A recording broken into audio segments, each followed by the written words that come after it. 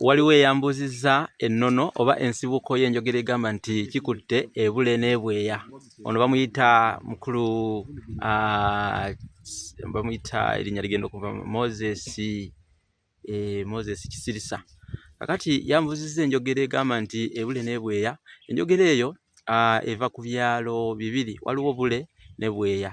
Ekyalo bule kiri mu bitundu by'Ekyaggwe era okirengera ng'oli Gaba. Ate ekyalo bweya kiri kumpi awo katundu butundu, si byalo binene nnyo wabula butundu. Akatundu kano ke bayita bweya ko kali kumpi ddala awo mu bitundu by'Entebbe, era bw'abanga ogenda okulengera bule wasinziiranga Gaba n'olengera bule.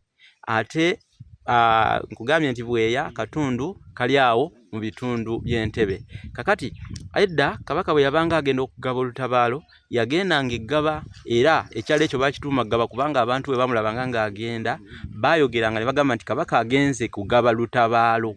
Okuva olwo ne leero ekyalo bakituuma Gaba nga kiva mu bikolwa ebyo oba mu kikolwa ekya Kabaka okugaba olutabaalo kubanga yagabirangayo olutabaalo.